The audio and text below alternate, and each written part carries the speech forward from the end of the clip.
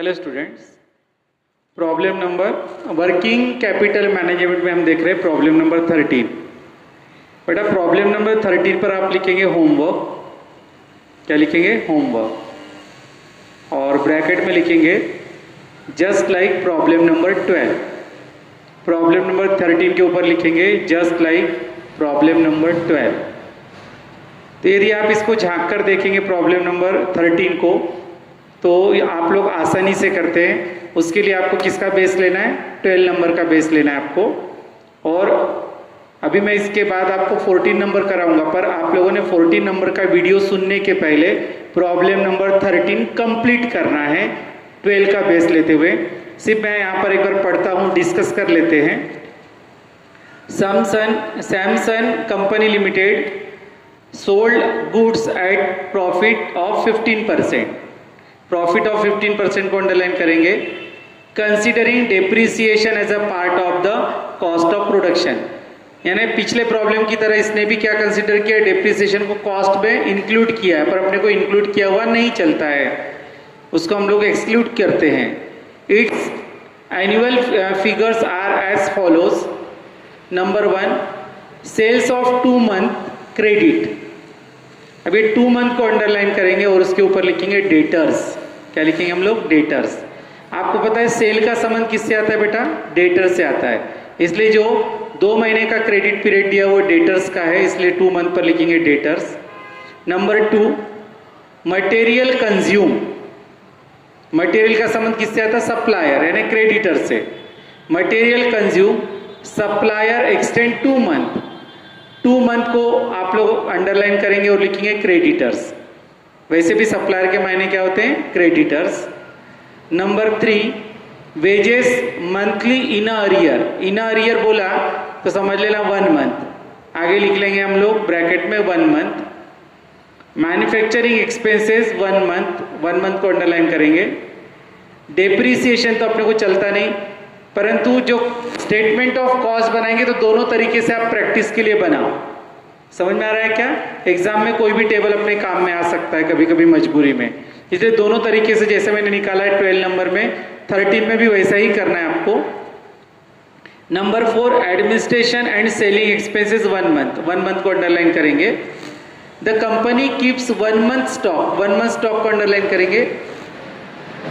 Each of raw material and finish goods. Raw material को underline करो और finish goods को अंडरलाइन करो, यानी रॉ मटेरियल के स्टॉक के लिए और फिनिश गुड्स के स्टॉक के लिए उनका डिले पीरियड कितना है? 1 month holding period. And believes in keeping rupees 1,50,000 in cash. In cash को अंडरलाइन करेंगे आप लोग। Assuming 12% safety margin, 10% safety margin को अंडरलाइन करेंगे। A certain working capital requirements of the company on cash cost basis। Cash cost basis को underline करेंगे। इसके मायने आपको पता है कि डेप्रिसिएशन जैसे नॉन कैश वाला अपने को चलता नहीं है। तो पूरी कॉपी किसकी? 12 नंबर की। तो 13 नंबर सॉल्व करेंगे, उसके बाद आप लोग 14 नंबर की वीडियो सुनेंगे, उसके पहले नहीं सुनना। अब मैं स्टार्ट कर रहा हूं बेटा प्रॉब्लम नंबर 14, प्रॉब्लम नंबर 14। तो यहां देखते हैं हम लोग सबसे पहले 14। XYZ limited sales goods at a gross profit of 15%। बेटा वहां पर 15% करेंगे आप लोग। क्या कितना करेंगे? 15%। 15% considering depreciation as part of the cost of production. फिर से वही दिया है, डेप्रिसिएशन इंक्लूड है उसमें, हम लोग को नहीं चलता। Its annual figures are as follows. Sales of 2 months credit. 2 months sale से रिलेटेड है यानी डेटर से। 2 मंथ्स के ऊपर लिखेंगे हम लोग अंडरलाइन लग के डेटर्स। मटेरियल कंज्यूम, मटेरियल का संबंध क्रेडिटर से आता है, तो सप्लायर प्रोवाइड 2 मंथ। 2 मंथ को अंडरलाइन करके लिखेंगे क्रेडिटर्स, और वहां पर सप्लायर वर्ड भी आया है। Wages monthly in a year, आगे लिख लेंगे हम लोग 1 month. Manufacturing expenses cash expenses paid 1 month in arrear, यानी 1 month मंथ को अंडरलाइन करेंगे। तो मैन्युफैक्चरिंग एक्सपेंसेस का भी संबंध, डिले कितना होता है, 1 महीना डिले पेमेंट करते हैं हम लोग, डेप्रिसिएशन की जरूरत नहीं है। Administration and selling expenses 1 month को अंडरलाइन करेंगे। नीचे एक सेंटेंस लिखेंगे आप लोग, एज्यूमिंग, मेरी जानकारी में आपके नोट्स में टाइप नहीं किया हुआ है, होगा तो छोड़ देंगे, नहीं होगा तो टाइप करेंगे। एज्यूमिंग 25% लिखना है आपको नोट्स में, 2 लाइन लिखना है वहां पर, तो एकदम बड़े बड़े अक्षर मत निकालो। पॉइंट नंबर 6 के बाद लिखेंगे assuming 25%, assuming 25% safety margin, safety margin, assuming 25% safety margin, comma, a certain working capital, a certain working capital requirement, a certain working capital requirement of the company, requirement of the company on cash cost basis, on cash cost basis, on cash cost basis। तो अब हम लोग start करते हैं problem को। तो सबसे पहले लिखेंगे आप लोग problem number 14 number, statement of cost. Problem number कौन सा है हमारा? 14, statement of cost, serial number, particulars amount, serial number, particulars amount. तो हम लोग देख रहे हैं सबसे पहले सीरियली प्रॉब्लम पढ़ते जाना, अपने आप आता वो। सेल्स तो इनकम में नहीं लिखेंगे, हमको सिर्फ क्या है, एक्सपेंडिचर होना है यहां पर। Material consume 4,50,000, material consume 4,50,000। उसके बाद वेजेस है अपने को, वेजेस है हमारी 3,60,000, वेजेस है 3,60,000, 3,60,000, 3,60,000। फिर मैन्युफैक्चरिंग एक्सपेंसेस है 4,80,000, मैन्युफैक्चरिंग एक्सपेंसेस दिया हुआ है 4,80,000, 4,80,000। उसके बाद डेप्रिसिएशन दिया जो आपको नहीं चलता। फिर दिया administration and selling expenses 1,80,000, administration and selling expenses 1,80,000। तो 4 प्रकार के एक्सपेंसेस अपने को दिए हैं, उसकी टोटल करेंगे हम लोग चारों की। तो चारों की टोटल आती है 14,70,000, 14,70,000, 14,70,000। 14,70,000 को बोलेंगे हम लोग cost of production, cost of production oblique total cost, cost of production oblique total cost, oblique cost of goods sold, oblique cost of goods sold. 14,70,000 है। Excluding depreciation, excluding depreciation.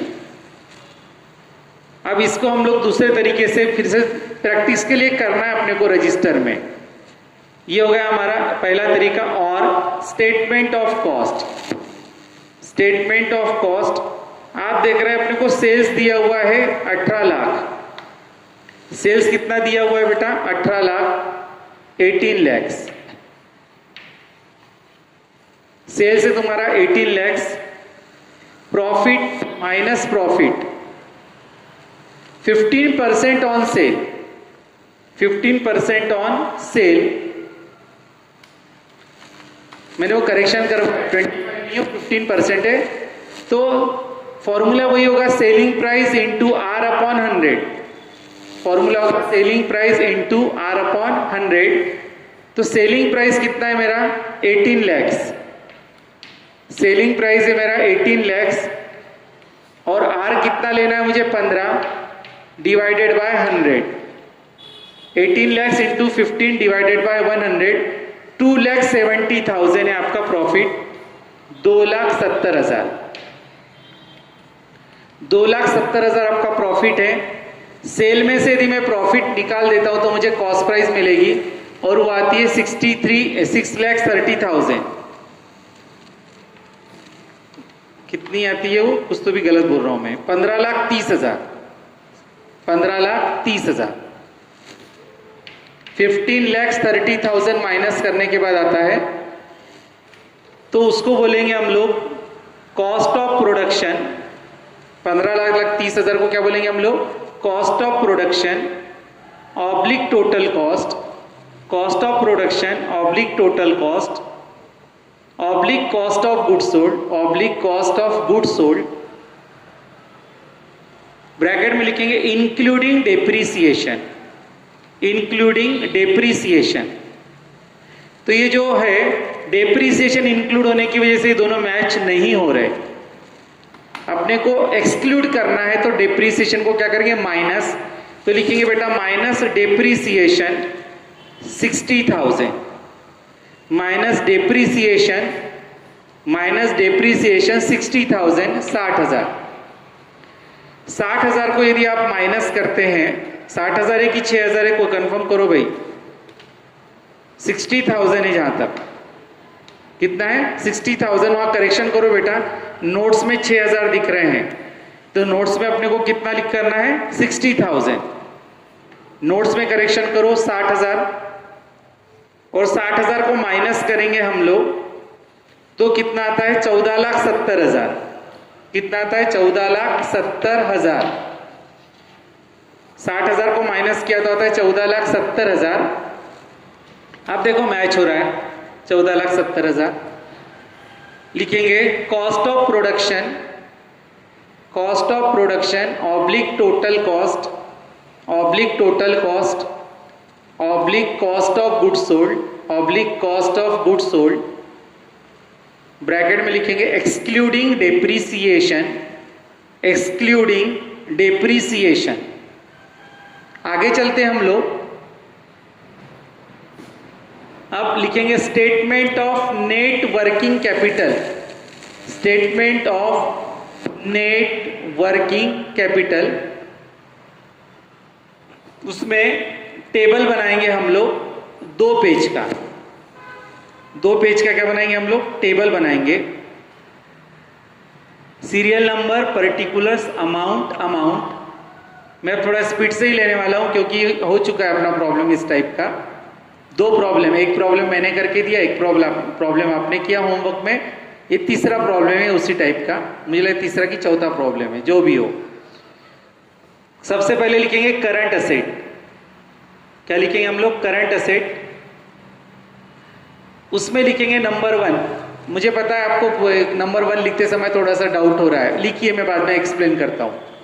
Number 1 stock of raw material, number 1 stock of raw material, stock of raw material. उसमें लिखेंगे cost of raw material, cost of raw material into holding period, cost of raw material into holding period into divided by 12 month, cost of raw material into holding period divided by 12 month. तो यहां पर अपने को raw material stock का holding period नहीं दिया है, उसी प्रकार स्टॉक ऑफ फिनिश गुड्स का भी होल्डिंग पीरियड नहीं दिया हुआ है। फिर भी याद रखना, ये प्रॉब्लम मैं क्यों करके दे रहा हूं, इसमें अपने को स्टॉक ऑफ रॉ मटेरियल और स्टॉक ऑफ फिनिश गुड्स का होल्डिंग पीरियड दिया हुआ नहीं है। यद्यपि वो नहीं दिया तो भी ये दोनों को लेना पड़ता है और उसका होल्डिंग पीरियड कितना मानना पड़ता है, अज्यूम करना पड़ता है 1 मंथ।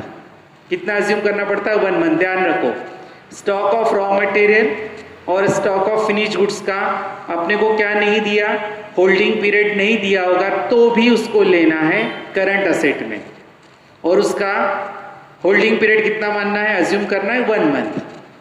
मैं बाद में नोट लिख कर दूंगा आपको प्रॉब्लम के कंप्लीशन के बाद।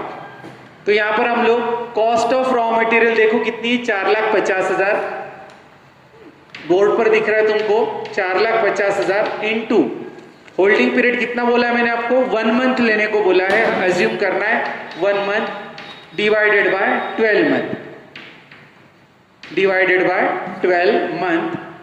उसको यदि आप कैलकुलेट करते हैं तो आपका आता है 37,500, 37,500। तो यहां लिखेंगे हम लोग 37,500, 37,500। उसके बाद number 2 stock of finish goods, stock of finish goods,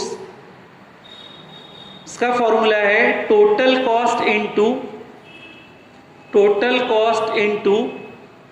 holding period, total cost into holding period divided by 12 month, divided by 12 month.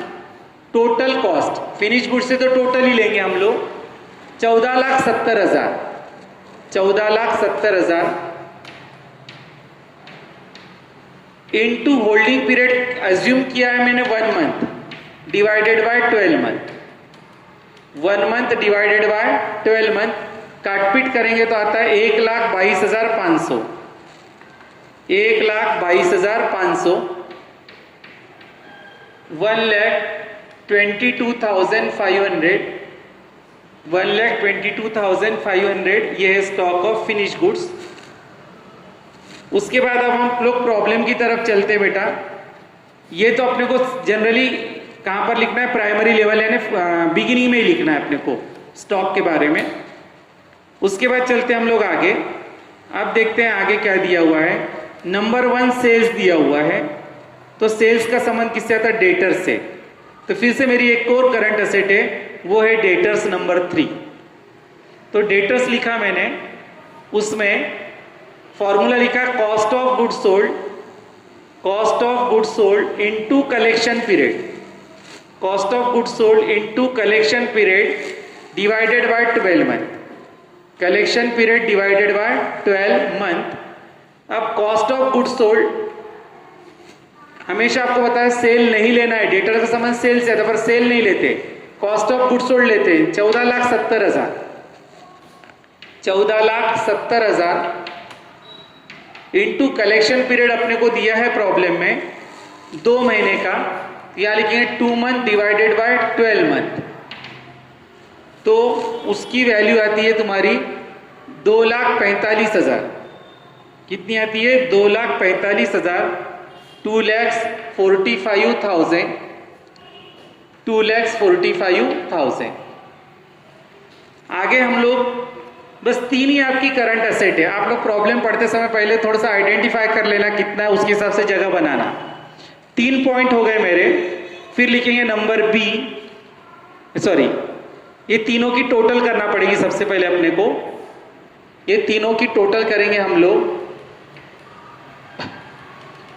तीनों की टोटल करेंगे तो वो टोटल आती 4,05,000, 4,05,000, 4,05,000। इसको बोलेंगे हम लोग total current asset, total current asset 4,05,000, 4,05,000। उसके बाद आगे चलते हैं हम लोग। Number B current liabilities, current liability title लिखा आपने, उसमें सबसे पहले प्रॉब्लम को सीक्वेंस को कंटिन्यू करते हैं। अब हम लोग देखते हैं सबसे पहले क्या दिया हुआ है वहां पर, एक मिनट, हाँ। Number 2 material consume, material consume उसमें दिया है, देखो बेटा 2 मंथ को अंडरलाइन किया और क्रेडिटर्स लिखा है। क्या लिखा है, क्रेडिटर्स। तो पॉइंट नंबर 1 में डेटर्स दिया था, पॉइंट नंबर 2 में क्या दिया है, 2 महीने क्रेडिटर्स के हैं, इसलिए लिखेंगे number 1 creditors oblique supplier, number 1 creditors oblique supplier. Creditor का संबंध आता है मटेरियल परचेस से, और मटेरियल परचेस यानी जो कुछ नहीं बोला तो 100% हम क्रेडिट परचेस मानते हैं। तो यहां पर लिखेंगे formula credit purchase into payment period, credit purchase into payment period upon 12 month, payment period upon 12 month. अब क्रेडिट परचेस हम लोग नहीं देखेंगे यहां पर, तो क्रेडिट परचेस यानी मटेरियल जो है वो पूरा क्रेडिट परचेस मानते हैं। 4,50,000 कितना है वो 4,50,000, 4,50,000 इनटू पेमेंट पीरियड है 2 महीना, अभी पढ़ा था हमने 12 month, 2 month divided by 12 month किया तो आता है 75,000, 75,000। तो क्रेडिटर के आगे लिखेंगे बेटा हम लोग 75,000, क्रेडिटर के आगे क्या लिखेंगे हम लोग 75,000। उसके बाद चलते हैं हम लोग आगे, वन बाय वन प्रॉब्लम को देखो, कोई स्किप नहीं होना चाहिए।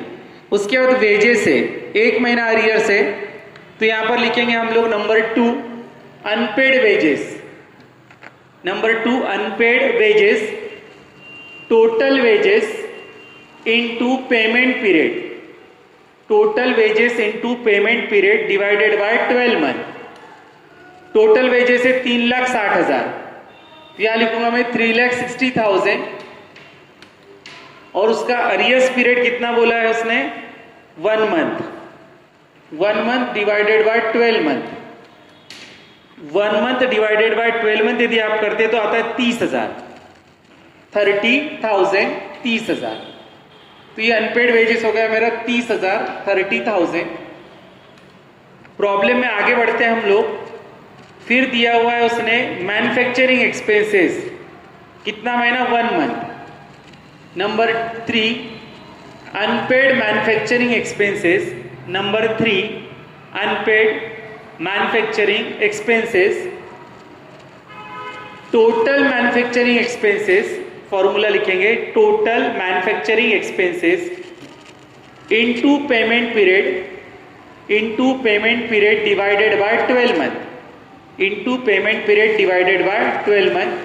टोटल मैन्युफैक्चरिंग एक्सपेंसेस है 4,80,000, यहां लिखेंगे हम लोग 4,80,000 और उसका पीरियड कितना बोला है उसने 1 मंथ बोला है, तो 1 month divided by 12 month, 1 month divided by 12 month किया तो आता है 40,000, कितना आता है 40,000। तो यहां लिखेंगे हम लोग मैन्युफैक्चरिंग के सामने 40,000, 40,000। प्रॉब्लम में आगे बढ़ते हैं हम लोग, फिर दिया है बेटा डिप्रिसिएशन, उससे कोई लेना देना नहीं अपने को। उसके बाद दिया है administration and selling expenses 1 month, यहां लिखेंगे हम लोग नंबर 4 करंट लायबिलिटी हमारी unpaid administration and selling expenses, unpaid administration and selling expenses, formula लिखेंगे total administration expenses and selling expenses, total administration expenses and selling expenses into payment period divided by 12 month, into payment period divided by 12 month. अभी total administration expenses कितना है 1,80,000 है, तो यहां लिखूंगा मैं 1,80,000, 1,80,000। Payment period उसका दिया है बेटा 1 मंथ, कितना दिया है 1 month divided by 12 month, 1 month divided by 12 month यदि आप कैलकुलेट करते हैं तो आता है 15,000, 15,000, 15,000। तो ये लिखेंगे हम लोग 15,000। अब और कुछ बचा है क्या देख लो, अब कुछ भी नहीं बचा हुआ है, तो हम लोग यहां पर उसको इसकी टोटल करेंगे, इसकी क्या करेंगे हम लोग टोटल करेंगे, तीनों हेड्स चारों हेड्स जो भी होंगे आपके चारों हेड्स की टोटल आती है आपकी 1,60,000, 1,60,000, 1,60,000। इसको बोलेंगे हम लोग number B total current liability, number B total current liability 1,60,000, 1,60,000। अब एक लाइन खींच के बंद करेंगे। अब लिखेंगे net working capital, net working capital A minus B. A minus B यदि आप करते हैं तो आता है 2,45,000, 2,45,000, 2,45,000 टोटल असेट में से टोटल लाइबिलिटी, करंट लाइबिलिटी मैंने क्या की, माइनस की, तो आता है 2,45,000। अब करेंगे बेटा हम लोग प्लस सेफ्टी मार्जिन, प्लस करेंगे हम लोग सेफ्टी मार्जिन। आपको मैंने लिख कर दिया हुआ है, आपके नोट्स में नहीं, प्रिंट नहीं था, यदि प्रिंट होगा तो अच्छी बात है, नहीं होगा तो मैंने लिख कर दिया है। प्लस सेफ्टी मार्जिन 25% बोला है, ध्यान रखना, 25% ऑन नेट वर्किंग कैपिटल, लिख लो 25% on net working capital. Net working capital कितना है मेरा, 2,45,000 लिखेंगे यहां पर, 2,45,000 इंटू 25%, 2,45,000 इंटू 25% निकाले तो 61,250 आता है, 61,250, 61,250, 61,250 ये आपका सेफ्टी मार्जिन। अब हम नेट वर्किंग कैपिटल में उसको ऐड यदि करते हैं तो आता है 3,06,250, यह आता है तुम्हारा 3,06,250, 3,06,250, 3,06,250 उसको बोलेंगे हम लोग टोटल वर्किंग कैपिटल। उसको क्या बोलेंगे हम लोग, टोटल वर्किंग कैपिटल। तो यहां पर हमारा जो स्टेटमेंट ऑफ वर्किंग कैपिटल है वो कंप्लीट होता है बेटा। टेबल को बंद कर दो और टेबल यदि बचा होगा तो उसको मिटा दो, और उसके बाद एक नोट लिख कर देनी है मुझे 2-3 लाइन की। इसको बंद करो, टेबल को मिटा देंगे हम लोग, टेबल का काम हो गया। उसके नीचे लिखेंगे नोट, टेबल को बंद करके लिखेंगे नोट, NOTE नोट। मैं डिक्टेट कर रहा हूं, 3-4 लाइनें लिखेंगे। Number 1, holding period of stock of raw material, holding period of stock of raw material, stock of raw material and stock of raw material and stock of finished goods and stock of finished goods and stock of finished goods not given, stock of finished goods not given, comma, therefore we have assumed that the holding